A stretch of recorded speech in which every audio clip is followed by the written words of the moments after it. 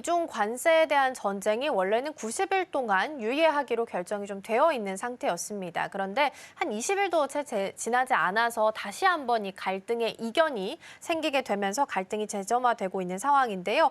중국의 히토류 수출 제한을 트럼프 대통령이 지금 문제를 삼고 있는 상황이고요. 그러면서 중국 유학생에 대해서 비자 발급을 대폭 강화하겠다. 더불어서 이제 미국에 들어오는 입국도 전면 재검토하겠다라는 이야기까지 꺼내 들었습니다.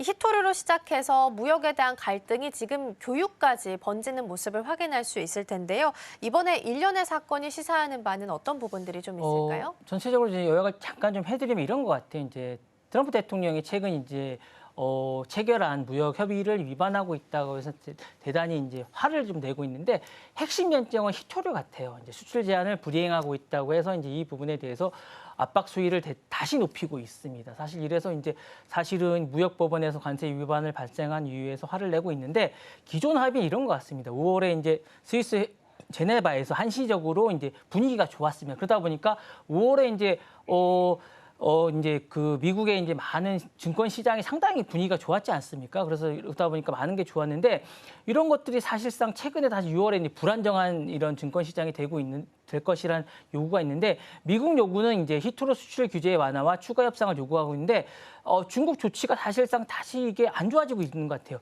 일부 히토류가 이제 선적 재개를 하고 있고 제한적 규모가 되고 있고 트럼프 대통령은 중국의 합의를 완전히 위반했다고 하고 있고 미국 관세 수준도 다시 부과할 어떤 움직임을 보고 있고 중국이 보복 조치를 하고 있을 그런 분위기가 되고 있고 이러다 보니까 미국 대항은 사실상 이제 긴장 완화가 되고 있습니다. 그러다 보니까 이게 사실은 서로가 다시 이제 보복 조치를 하는 게 있으면서 비자 정책이 이런 부분에 유학생에 대해서 비자를 취소하고 이런 조치를 예고하고 있습니다. 그러다 보니까 서로가 이제 사실상 보복 조치를 하고 있는 게 아닌가라는 생각이 되고 있고 유학생 비자 조치는 좀 아픕니다. 사실은 이 부분에 대해서 대규모 유학생이고 현재 재학 중인 유학생이 상당히 많습니다. 27만 명 정도가 되고 있기 때문에 요거는 사실은 비자 심사는 국가 안보에 대한 결정이라고 하면서 상당히 아픈 부분을 건드리고 있고 행정부 부분에 대해서 이제 논리는 이런 겁니다. 기술 유출이나 산업 스파이에 대한 차단이라고 하면서 이거 사실은 국가 안보 문제까지 건드리고 있고 전문가들은 지나치게 광범위한 적용이라고 하고 무고한 유학생, 게 사실은 너무 나간 게 아닌가라고 생각하고 있는데 무고한 유학생까지 이제 배제하고 있고 미중 상호의 이해관계라고 이야기하고 있는데 이건 사실 이제 미중의 어떤 관세를 하고 있는데 학생까지 건드린 건 좀 심한 게 아닌가라고 이야기를 하고 있고 사실 외교 문제까지 번지고 있는 건 좀 심한 게 아닌가라고 얘기하고 있으면서 이거는 인재 영역까지 건드리고 있는데 히토류 물류 공부원까지 시작하면서 비자 통제까지 하고 있고 교육 인적 문제까지 하면서 이거는 좀 심한 게 아닌가라고 생각하면서 너무 나갔다라고 얘기하고 있는데 향후에 좀 더 지켜봐야 되지 않을까라는 생각이 좀 듭니다. 네. 네, 그래도 다행인 부분을 조금이라도 찾아본다면 베선트 재무장관 같은 경우에는 이번 주에 다시 한번 통화할 가능성에 대해서 시사를 하기도 했습니다.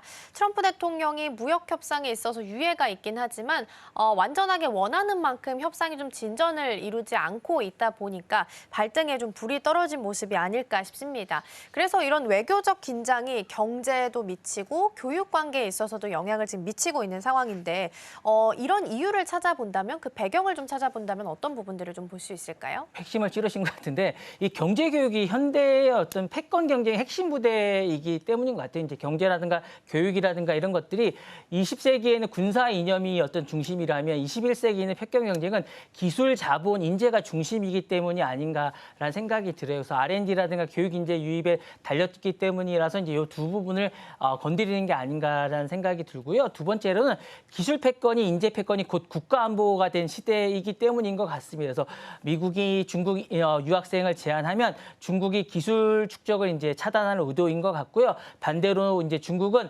히토류 수출을 제한하면 미국의 첨단 산업을 이제 경쟁을 압박하는 서로가 이제 이런 부분을 차단하겠다라는 의도인 것 같습니다. 그래서 그러다 보니까 이제 디지털 냉전이 구조화가 되고 있는 것 같고 서로가 이제 서로의 성장 기반을 제거하려는 움직임이 아닌가라는 생각이 듭니다. 그래서 결국 상대 국가의 미래 성장 기반을 그 자체를 목표로 삼는 전면전 양산이 아닌가라는 생각이 듭니다. 그래서 서로가 서로를 제거하려 미리 이제 서로가 이제 요거를 핵심 자원을 통제하겠다라는 생각이 앞서다 보니까 이런 것들은 이제 서로가 핵심 핵심 부대를 제거하겠다, 통제하겠다라는 생각으로 요것들을 이제 서로가 이제 막겠다라는 생각으로 이제 요걸 단순하게 막는 게 아닌가라는 생각이 듭니다. 네. 네, 트럼프 대통령이 이제 소셜 미디어 X에 글을 올렸을 때도 사실 중국이 위반한 그 내용에 대해서는 공식적으로 언급한 부분은 없었습니다.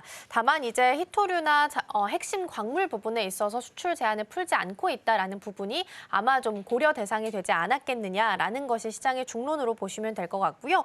이 트럼프 대통령이 예고했던 상호관세 유예 기한은 다음 달 9일입니다. 그렇기 때문에 그 전에 어떤 변화가 생기게 될지 무역 합의가 점차적으로 좀 이루어지게 될지도 같이 함께 보시면 좋겠습니다.